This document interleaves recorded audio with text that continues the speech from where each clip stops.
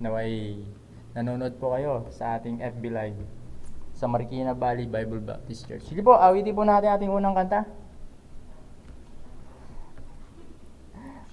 Ang dakilang biyaya ni Jesus. Tagalog po tayo since 59. Tagalog.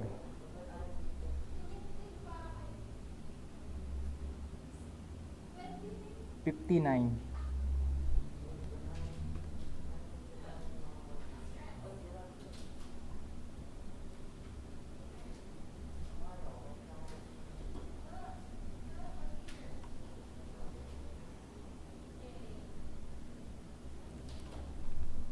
Ang dakilang biyaya.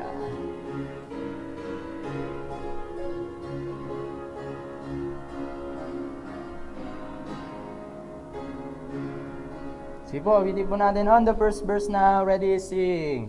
Ang dakilang biyaya ni Jesus sa akin, umidat aking dilim, di kayang sambitin,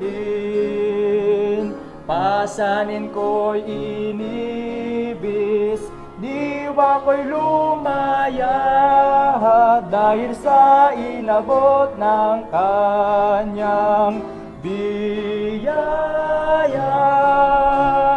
Ang dakilang biyaya ni Jesus ay malalim pa kaysa dagat.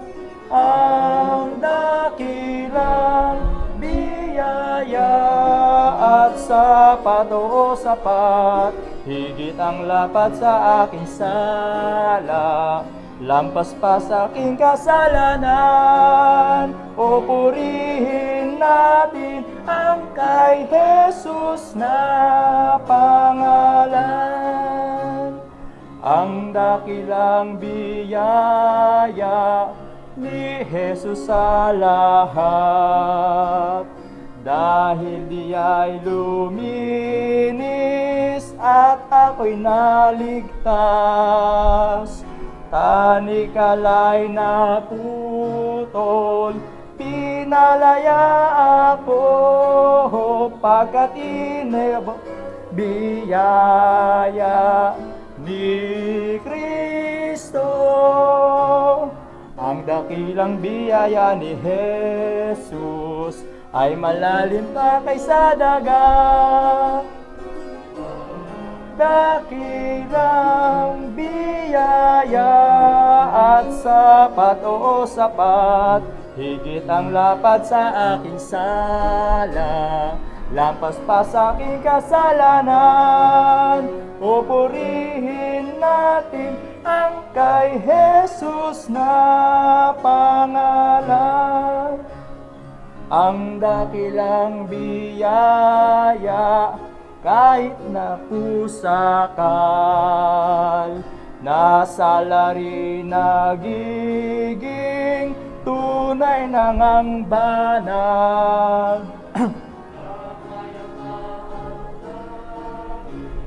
Ay dinudulot sa sinumang nagtitiwala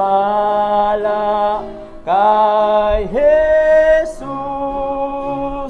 Ang dakilang biyaya ni Jesus ay malalim pa kaysa dagat.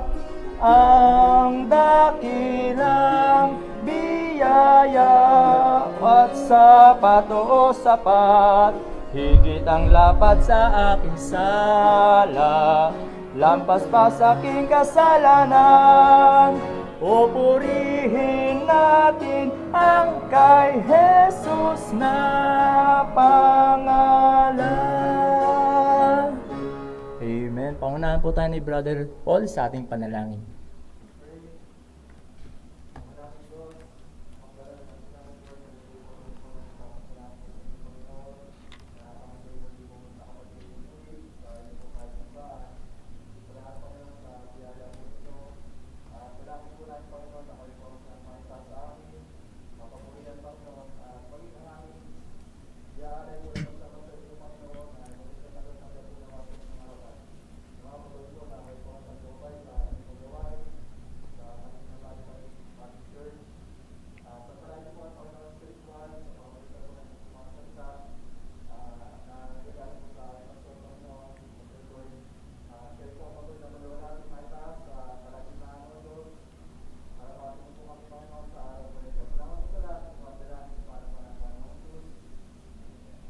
Amen. Sige po, maaari na po kayo makaupo.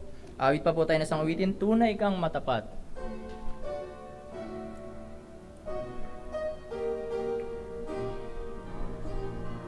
Sige po, awitin po natin on the first verse now. Ready, sing. Tunay kang matapat, Diyos naming Ama, di nagbabago, di nag-iiba. Mahapon, matanghali, maumaga, sa buong panahon matapat ka. Tunay kang matapat, tunay kang matapat, araw-araw ay namamalas ang iyong kabutihang walang kupas. Tunay kang matapat sa paglinga, tag-araw, tag-ulan, at ang tag-ani, araw, buwan, bituin sa gabi, nag-aawit ang langit, sumasaksi sa katapatan mong anong laki. Tunay kang matapat, tunay kang matapat, araw-araw aking namamalas ang iyong kabutihang walang kupas. Tunay kang matapat sa paglinga, kapatatawaran at kayapaan, mga pangako mong umaakbay, lakas ngayon, pag-asang sumisilang, ang lahat ng ito'y iyong bigay. Tunay kang matapat, tunay kang matapat, araw-araw aking namamalas ang iyong kabutihang walang kupas. Tunay kang matapat sa paglingha. Sige po, tawag si Pastor Doy sa announcement. Okay. Gandang awitin, no? Tunay kang matapat, no? Ano ba sa English nun? God, ano? Great is thy faithfulness. Okay, araw-araw announcement. Next week, no? Babanal na hapunan tayo sa mga panghapon. Sa umaga, banal na breakfast, no? So, ating alalahanin ang ginawa sa atin ng ating Panginoon. Kaya, kinakailangan ko siguro nung makakatulong na usher sa umaga, no? Para sa linggo ng umaga. So, as para sa bread is concerned, I think ipiprepare yata ni Sister Erin. Tapos yung iniinom din nating wine. So, by this week, I think it needs to be prepared para Sunday morning, ready na po tayo sa bagay na yan. So far, yung announcement natin sa mga wala kanina, ito po yung nabili nating gumagana na po yung mga yan, no? Yung purifier natin. At Naway makatulong yan kahit paano para mapalinis yung ating ano rito. Luminis yung ating hangin kasi storage air nga ito. Kaya store air, no? Kaya hindi na natin kinakailangan buksan pa yung mga bintana rito eh. Kasi sapat na yung hangin dito para mapalamig tayo, at the same time malinis. Okay? So, yun lang ang announcement natin. Next week, asahan ko dito ulit kayo sa mga panghapon dahil magkakaroon tayo ng banal na hapunan. Okay? At Wednesday night, si Brother Press ang magpipreach sa atin. Kung tuloy ang karapyo ng hanggang December, baka video form tayo sa Wednesday night prayer meeting. Kasi ang karapyo yata alas 8 eh. No? Natatapos tayo ng prayer meeting natin, mga 8. So, uwi pa tayo. Baka di naman tayo makauwi. Maharang tayo niyan. So, tignan natin hanggang September. Kasi naka-assign naman si Brother Press hanggang last week, this coming Wednesday. And then, pagpasok ng September 1, Pasko na. Berna, no? Wala pang nakasabit tayong mga palawit ngayon. Kailan kaya tayo magsasabit ng palawit? Sa December 24 na, no? Para, next year na. Next year tayo magsa-celebrate ng Pasko. Hindi, umasa tayo, there will be good things coming this quarter bago dumating ang December. At isa dyan yung solution sa COVID vaccine. Siguro, ano yun, mandatory. Hindi ko nga alam kung magpapasaksak ako o hindi no? Para baka bang mading baksya tayo din Sipin mo, 20 million children na sinaksakan dito ng baksya sa Pilipinas, no? Hindi natin alam kung pagtungtong mo ng mga college, high school niya, nakakagat ka ng kung i-epekto yung baksya sa katawan mo. Okay. So far, yun lang ang ating announcement. Ang gagawin natin ay aawit muna tayo ng awit pagbati, no? Pagkatapos ng awit pagbati, kakanta magbabasa ng Bible ito si Brother Mark. Okay? Okay, tawagin ko yung ating tagapagpaawit, si Brother Erwin. Sige, batiin po natin bawat isa. Awitin natin, Ligaya ng Buhay. Ready, sing. Ligaya ng buhay kung kilala mo si Kristo. Ligaya ng buhay kung siya'y manunubos mo. Babaguhin ang iyong buhay kung siya ay kakamtan. Ang maging kay Kristo ay tunay na ligaya ng buhay. One more time, bitin po natin. Ligaya ng buhay kung kilala mo si Kristo. Ligaya ng buhay kung siya ay manunubos mo. Babaguhin ang iyong buhay kung siya ay kakamtan. Ang maging kay Kristo ay tunay na ligaya ng buhay. Amen po. Tawag si Brother Mark sa pagbasa ng salita ng Diyos.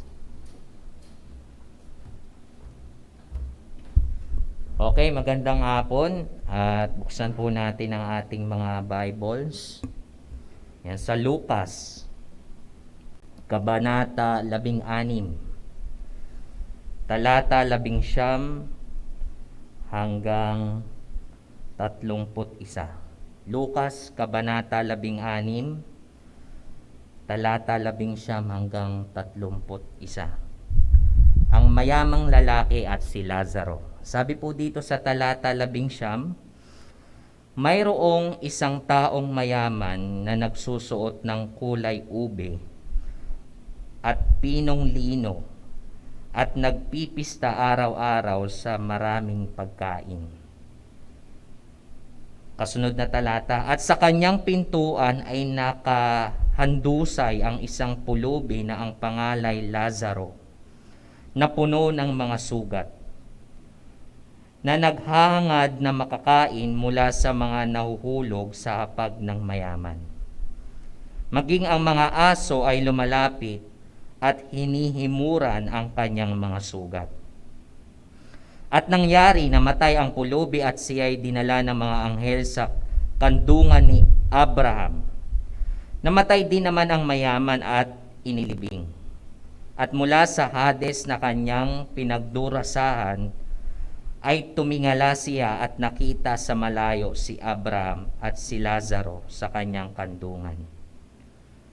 Siya'y sumigaw at sinabi, Amang Abraham, maawa ka sa akin at suguin mo si Lazaro upang itubog niya sa tubig ang dulo ng kanyang daliri at palamigin ang aking dila, sapagkat nahihirapan ako sa apoy na ito.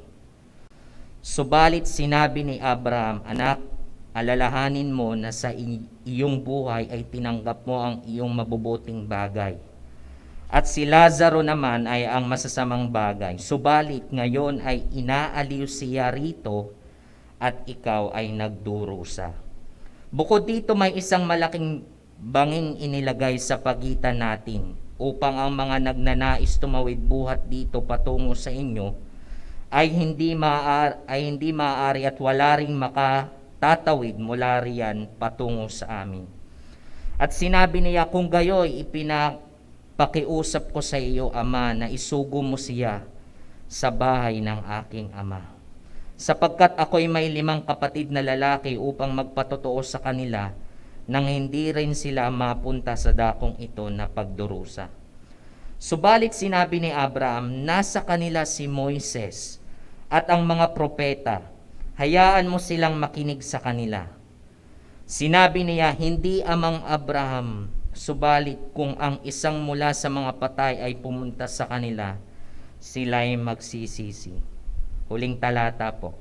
At sinabi niya sa kanya, kung hindi nila pinapakinggan si Moises at ang mga propeta, hindi rin sila mahihikayat, kaya't may isang bumangon mula sa mga patay.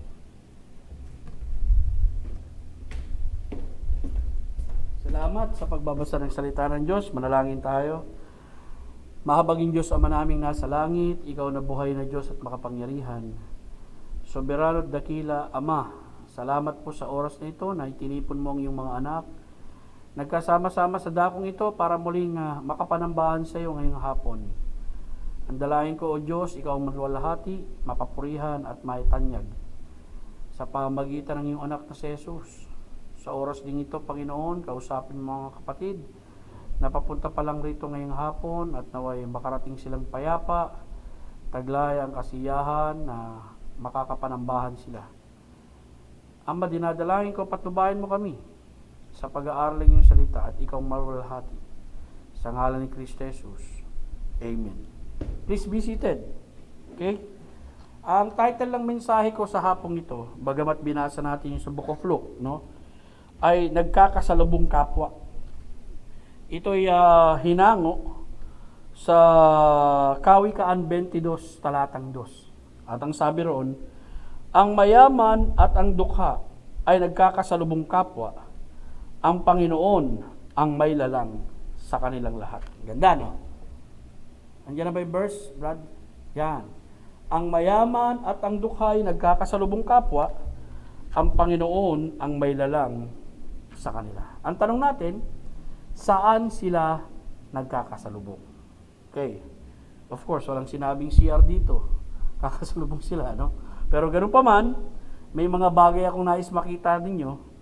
Saan-saan ba ang mayaman at ang dukay nagkasalubong kapwa? Base sa liwanag ng salita ng Diyos na nais kong makita ninyo.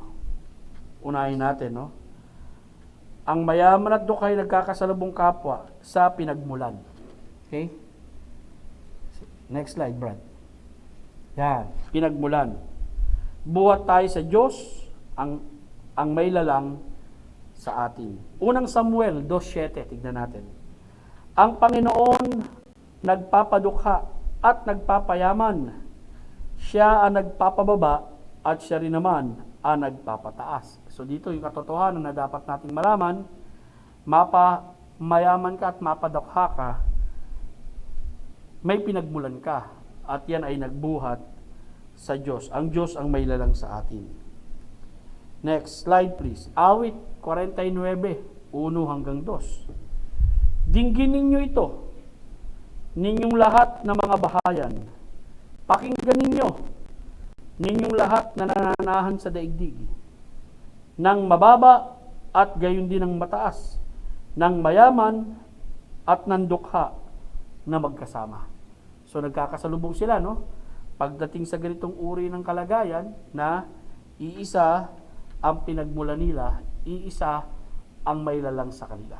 Okay? Walang iba kundi ang Diyos. Job 34, 18 to 19. Ito naman ang sabi.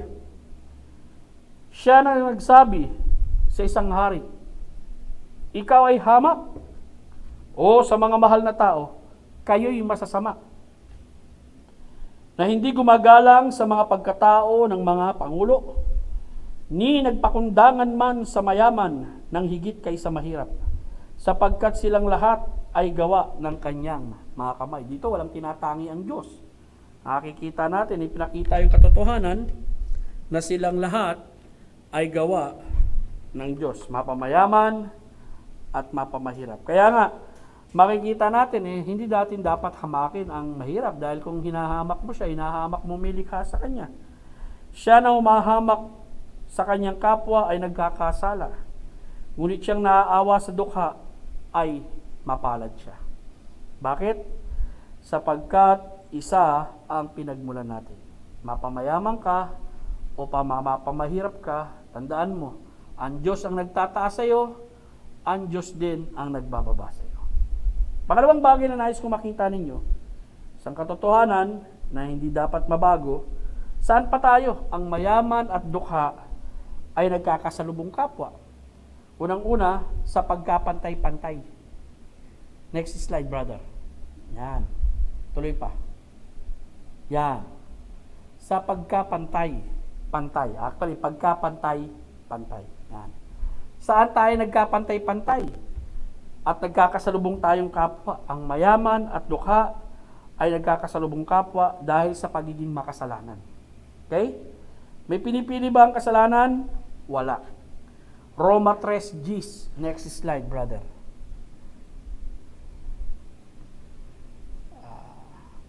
Yan.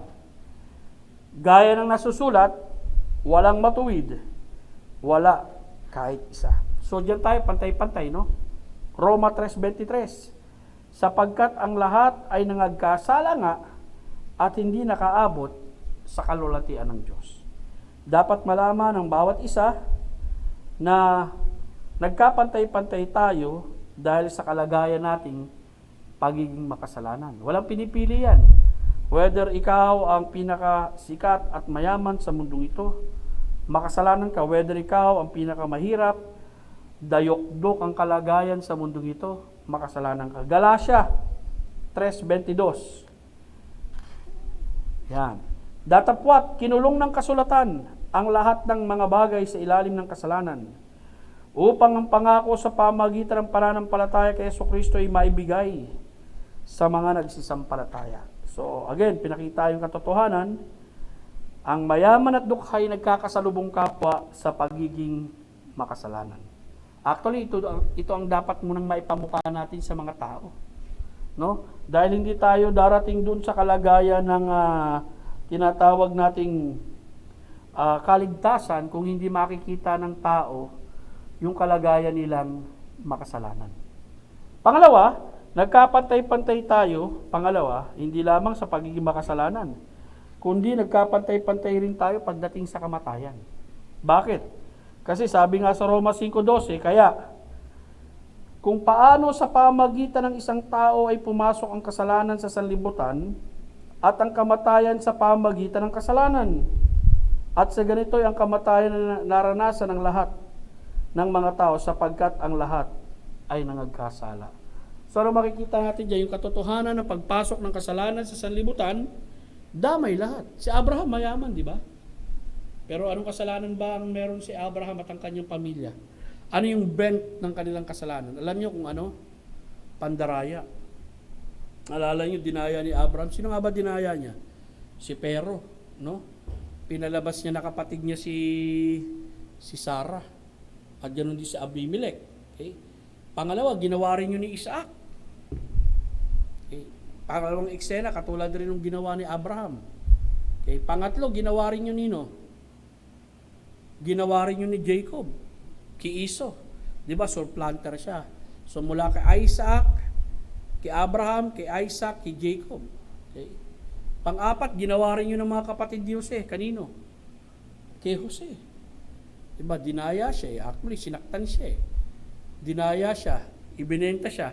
Actually, ang dinaya ng mga kapatid ni Jose, yung tatay nila. Sinabi nila, patay na si Jose. Kinain ng masamang hayop. Pero ang totoo, ibinenta nila sa Ehipto. So makikita niyo yung bent ng kasalanan nila. Na kahit mayaman itong mga taong ito, no, ang bent nila patungkol sa pandaraya. Okay? Walang pinipili. Ganon din. Makikita natin magre-resulta ito sa kamatayan. At ang Biblia, lagi kong pinapaalala sa inyo, katulad ng sinabi sa Romans 6:23, sapagkat ang kabayaran ng kasalanan ay kamatayan. At kapag sinabi yung kamatayan, hindi lang po ito tumutukoy sa pisikal. Kasi sa Biblia, masyado namang mababaw ang paniniwala natin kung pisikal lang ang kamatayan. Yung paghihiwalay ng kaluluwa at espiritu. Sa Biblia, may tinatawag din na kamatayang espiritual, yung paghihiwalay ng tao sa Diyos. At yung kamatayang eternal, yung walang paghihiwalay ng tao sa Diyos, ito yung kapahamakan niya, na kung saan mapapahamak ang tao at mabubulid sa impyerno. Lucas 16:22, brother. Yan. At nangyari na namatay ang pulubi. Binasa ni Mark yan kanina, di ba? Ito'y mahirap. Hinihimod ng mga aso yung sugat nito eh. Alam niyo pala, may kultura pala, na ewan ko, sa probinsya nangyayari yun, na kapag may sugat ka, padidilaan mo sa aso. Akala nila yung gamot doon sa sugat, yung dila ng aso. Pero hindi totoo yun. Mare-rabies ka ron. No? At dito, alam natin, maaring kinamatay ito na rabies kasi hinimod ng mga aso yung mga sugat nitong pulubi. Okay? At namatay siya. No? At sinabi ng Biblia, siya'y dinala sa mga anghel sa sinapupunan ni Abraham. At namatay ang mayaman. So may pinili ba ang kamatayan dito? Wala. Makikita natin, mayaman at mahirap, mayaman at pulubi, nagkasalubong kapwa saan? Sa kamatayan. Yan ang makikita natin katotohanan sa Biblia na hindi natin may pagkakaila. Well, nakita natin yung pagiging makasalanan, nakita natin yung kamatayan. Pangatlo, of course, makikita natin yung dapat nating mahalagang makita. Makikita natin yung tinatawag nating kaloob ng kaligtasan. Andiyan na ba? Yan. Si Nicodemus at si Zaccheo. Ano masasabi natin kay Nicodemus at kay Zaccheo? Kung pumunta tayo sa aklat ng Brad, punta nga tayo sa aklat ng 1, Kapitulo 3. Aklat ng 1, Kapitulo 3, talatang 1 hanggang 9. Para ma-appreciate natin itong pag-aaral natin. May isang lalaki. No, may isang lalaki kabilang sa mga Pariseo, ang pangalan ay Nicodemo, isang pinuno ng mga Hudyo.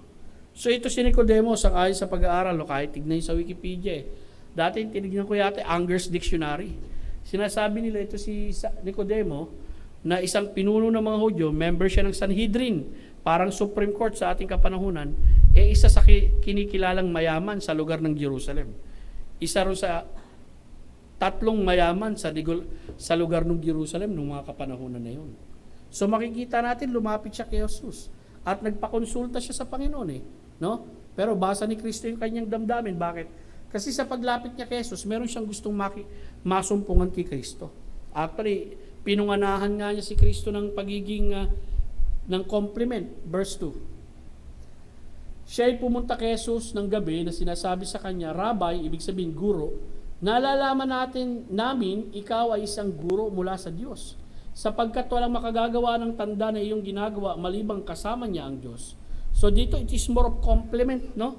At ang makikita nyo rito, nung pumunta siya, gabi, hindi natin alam kung anong dahilan, kung bakit gabi ang pagpunta niya. Sinabi nila, mga night disciple to Katulad rin ni Joseph of Arimathea, ayaw nilang makilala ng tao na sila'y tagasunod ng ating Panginoong Kristo.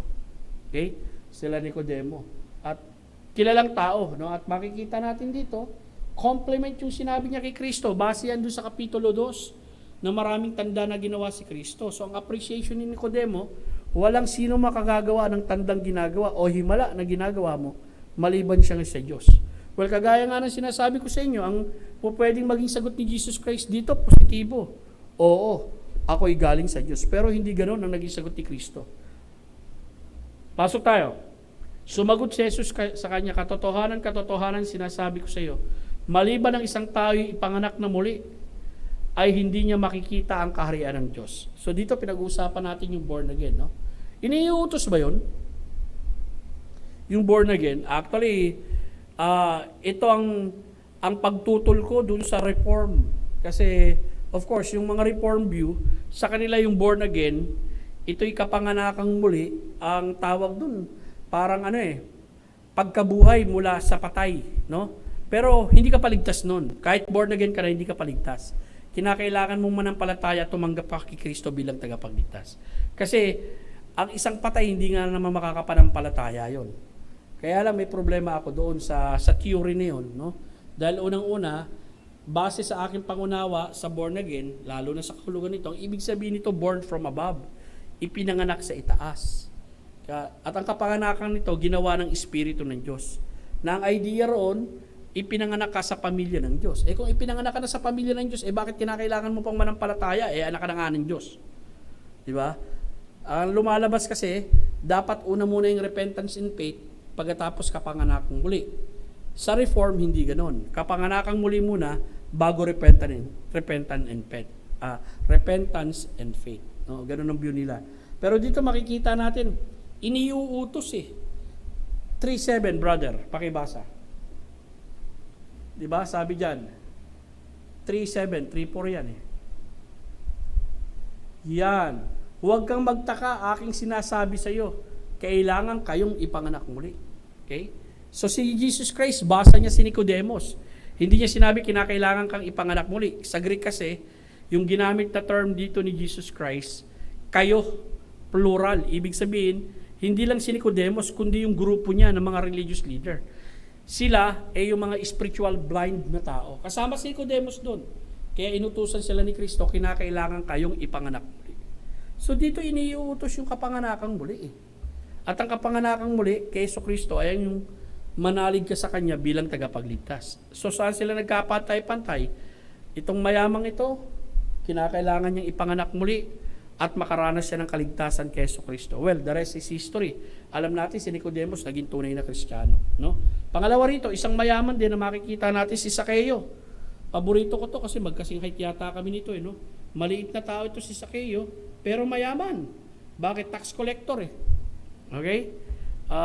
During that time, isa sa mga disqualified pumunta ng templo, mga tax collector sapagkat ipinapantay sila sa mga makasalanan dahil kumbaga given na yun kapag tax collector ka, no, talagang magnanakaw ka At ang paraan ng pagnanakaw mo legal. Bakit? Kasi pinapatungan mo ng doble yung kinukuha mong tax Kaya kasama sila na ibinibilang sa mga kapantay ng mga makasalanan. Si Zaccheo, ang mapapansin natin dito, nakilala niya ang ating Panginoong Kristo. Si Kristo naging interesado sa kanya. Sabi nga sa verse 8, si Zaccheo ay tumindig at sinabi sa Panginoon, Panginoon, ang kalahati ng aking pag-aari ay ibibigay ko sa mga dukha.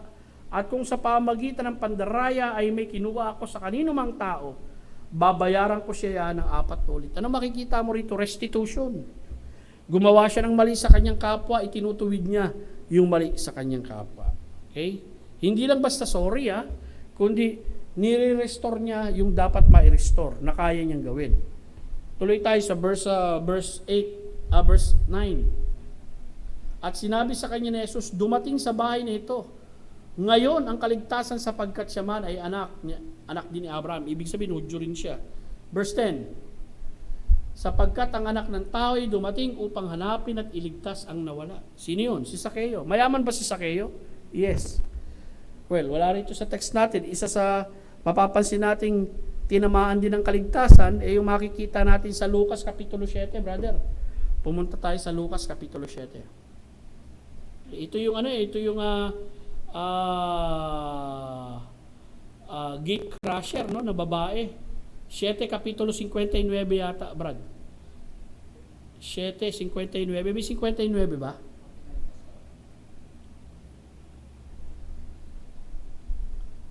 Yan, yan na lang tayo, yan na lang. Sige, hanggang ano ba yan? Hanggang verse 59 yan? Ha? Hanggang verse 50, yan. Hanggang 50 lang, no? Pagkatapos ng mga kasalo niya, pagkatapos, ang mga kasalo niya sa hapagkainan ay nagpasimulang nagsabi sa isa't isa, sino ba ito na nagpapatawad ng mga kasalanan? Bakit? Kasi pinatawad niya yung babae rito na naglinis ng kanyang paa, yung makasalanan, kilala ng bayan na makasalanan ng babaeng ito, no? Pero makikita natin yun na hindi napakayaman, katulad ditong dalawang nabanggit. Sangayon sa verse 50, tignan mo.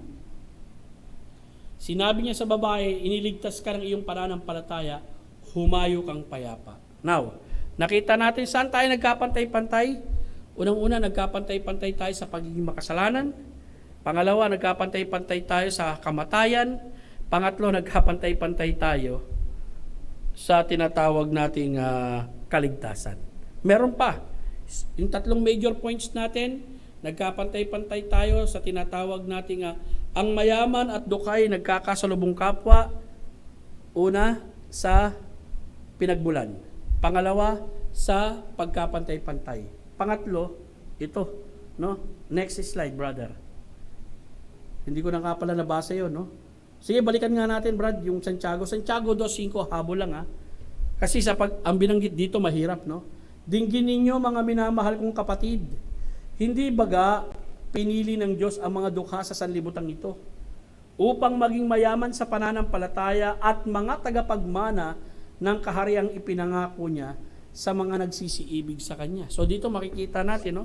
Pinili sa kaligtasan, mga mahirap pero mayaman sila sa tinatawag nating pananampalataya. So makikita natin ang kaligtasan o ang kaloob ng kaligtasan hindi lamang sa mahirap, kundi ganun din sa mayaman. Next. Huling-huli, pantay-pantay tayo sa pananagutan. Okay, nagpantay-pantay tayo sa paging pinagmula natin sapagkat ang Diyos ang lumikha.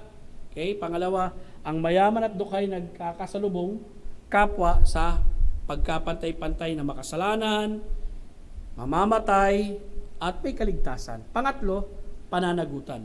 May pagsusulit ka sa Diyos balang araw. Yan ang katotohanan na hindi natin matatakasan, mga kapatid. No? Na balang araw, kahit Kristiyano tayo, may pagsusulitin tayo. Tingnan natin yung text, 2 Corinthians 5:10.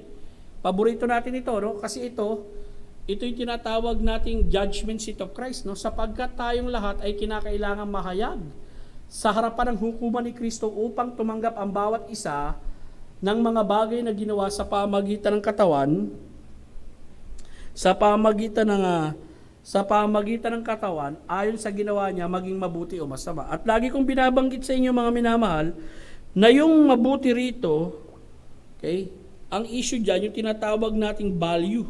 Okay, at yung masama rito hindi masama as in sense of evil or wickedness, kundi masama in the sense of worthless.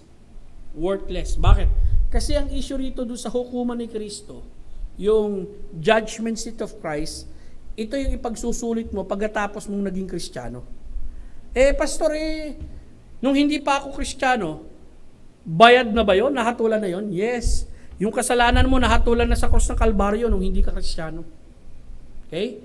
At tinanggap mo si Kristo bilang tagapagligtas, yung bisa ng kapatawaran ng Diyos ay napasa iyo, yung tinanggap mo siya. Yung haharap ako kay Kristo sa hukuman ni Kristo, ano yan? Ang nakapaloob po rito parang Isthmian game, parang Olympic game. Sa Corinth ang tawag Isthmian. Sa Greece ang tawag Olympic, no? At dito sa Olympic game na to o Isthmian game to, ang setting dito yung binibigyan ka ng reward. Maaring first, second, and third. Iba yan sa Great Throne Judgment. Sapagkat doon sa Great Throne Judgment, ang issue ron, para kang nasa korte, no? Nabibigyan ka ng verdict na guilty at mapupunta ka ng dagat-dagatang apoy magpakailanman. Pero dito, nais kong makita ninyo, may pagsusulit tayo sa Diyos balang araw. Totoo yan. Okay? At ito ang sana'y huwag nating makakalimutan lagi, no? Na tayo bilang mga Kristiyano, bilang mga anak ng Diyos, kahit tayo Kristiyano, may pagsusulit pa rin tayo sa Diyos base sa ginawa natin. Kung may saysay o wala mang saysay, yung ginawa natin dito sa lupa. Tandaan nyo, Hindi naman natin masusukat yung ginawa ng tao kahit tayo magkaroon ng panlabas na paghuhusga sa ating kapwa na Kristiyano, hindi pa rin natin alam yung kalooban nila eh. Diyos lang ang nakakaalam nun. Pumunta nga tayo, Brad, sa unang Korinto 4. May nabanggit si Apostol Pablo dyan eh. Kasi may mga tao na gustong humatol kay Apostol Pablo. Pero binigyan ng pansin ni Apostol Pablo na yung Panginoon ang siyang hahatol sa kanya eh. Unang Korinto 4, Brad. Babasahin na lang muna natin. Hindi ko mahagip yung direktang talata eh. Pero tignan natin dyan. Okay. Kaya't ituring ninyo kami bilang mga lingkod ni Kristo at mga katiwala ng mga hiwaga ng Diyos. Tuloy pa. Bukod dito, kailangan sa mga katiwala na sila'y matagpuang tapat. Tuloy pa. Subalit para sa akin ay isang napakalit na bagay na ako'y hatulan ninyo o ng alinmang hukuman ng tao. Ako man ay hindi humahatol sa aking sarili. No? Tuloy pa. Sapagkat wala akong nalalamang anuman laban sa aking sarili, bagamat hindi sa ako'y napawalang sala, kundi ang humahatol sa akin ay ang Panginoon. Tuloy pa. Kaya huwag muna kayong humatol ng anuman nang wala pa sa panahon. Hanggang sa dumating ang Panginoon, siya ang magdadala sa liwanag sa mga bagay na ngayon ay nakatago sa kadiliman at ibubunyag ang layunin ng mga puso kung magkagayon ang bawat isa'y tatanggap ng papuri mula sa Diyos. So dito napakahalagang makita ng tao, no? Na maaari sa panlabas na aksyon ng ating kapwa Kristiyano ay napaparatangan natin sila o nahahatulan ng mali. Pero Diyos pa rin ang nakakakita ng motibo at puso nila. At nais kong ipaalala sa inyo, no? May pananagutan tayo, ipagbibigay sulit natin. Ganun din naman, dapat nating ipaalala. Ito rin yung huling talata, Pahayag 20:12, Brad. At nakita ko ang mga patay, malalaki at maliliit, na nangatayo sa harapan ng luklukan at nangabuksan ng mga aklat. At nabuksan ng ibang aklat na siyang aklat ng buhay. At ang mga patay ay hinatulan ayon sa bagay na nasusulat sa mga aklat ayon sa kanilang mga gawa. At ibinigay ng dagat ang mga patay na nasa kanya at ibinigay ng kamatayan at ng Hades ang mga patay na nasa kanila at sila'y hinatulan bawat tao sa kanya-kanyang mga gawa. At alam natin yung kahatulang ito, no? Yung tinatawag nating Great White Throne Judgment, yung puting luklukan ng hukuman ng Diyos, na lahat ng makasalanan from Genesis to Revelation haharap sa Diyos para hatulan sila sa kanilang mga gawa. Eh bakit mga gawa nila? Sapagkat merong degrees of judgment sa Biblia. Yung tinatawag nating iba-ibang level ng hatol ng Diyos. Okay? Siguro iba ang level ng hatol doon sa mga taong nakapakinig ng ebanghelyo ngayon, lalo na ngayon sa ating kapanahon, kaya ang laki ng pananagutan ng mga tao ngayon. No, sa ating kapanahunan, bakit kamo lalo na sa Pilipinas? Lalo na yung mga mahal natin sa buhay na matitigas ang ulo. Alam niyo bakit? Eh may Bible na tayo ngayon eh. 'Di ba?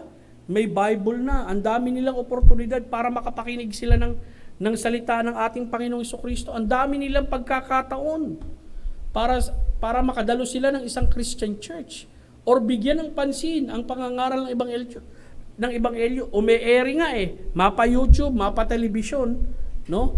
Yung pangangaral ng salita ng Diyos, and yet kung patuloy silang tatanggi sa alok ng kaligtasan na yan, abay malaki ang pananagutan nila. Iba yan doon sa mga ibang kapanahunan na wala pang Bible, doon sa ibang mga kapanahunan ng lumang tipan, mas masahol ngayon.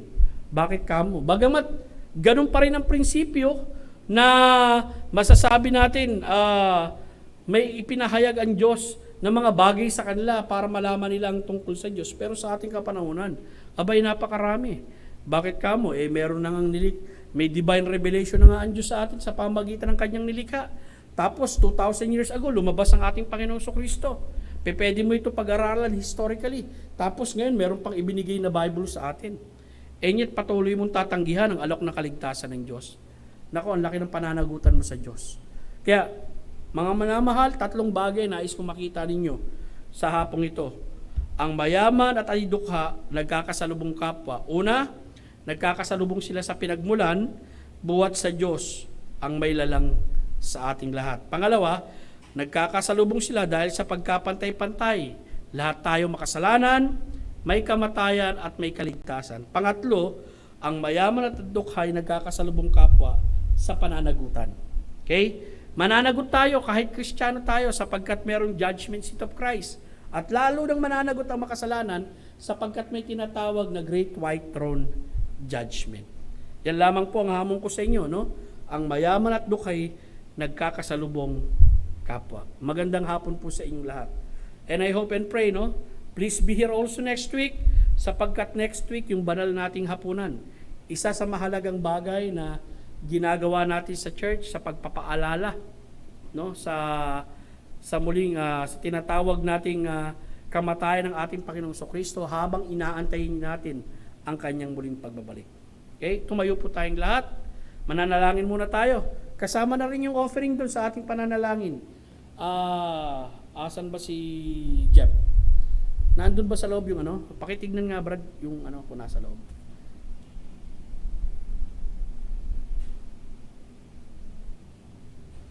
Okay. Andiyan ba yung ano, yung hawakan? Lo, pasensya na, si Jeff ang nautusan ko Nawala sa isip ko yung pangalan mo Sige. Yan, sige. Mananalangin tayo ngayon Hihilingin ko si Jeff na manalangin at pwede na kayong umupo pagkatapos yung manalangin. Pagkatapos manalangin and then arya na ito si Brother Jeff. Jeff, ikaw na mag-pray.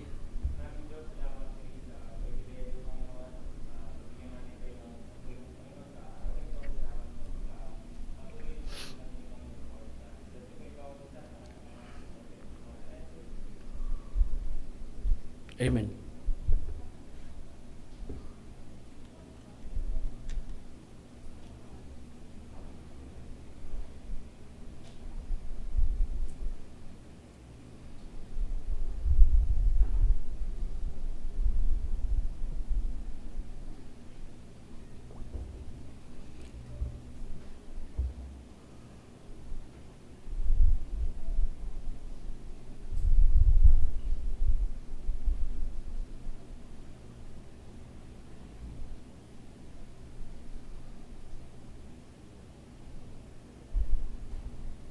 Pagkatapos ng service natin, kung gusto niyo magkape na muna kayo.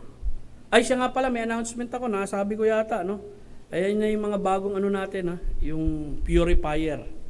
So, blessing yan mula sa Diyos, no? Sa church natin na magagamit. Okay? So, manalangin muna tayo sa ating pagtatapos as we dismiss everyone. Ama naming Diyos na nasa langit, pinagpapasalamat po namin ang katapusan ng gawain ngayong hapon. Salamat po sa buong maghapon, Panginoon, na ang mga kapatid ay nagpunta ng alas 9, nagpunta ng alas 10:30 at nagpunta ngayong alas 3 ng hapon.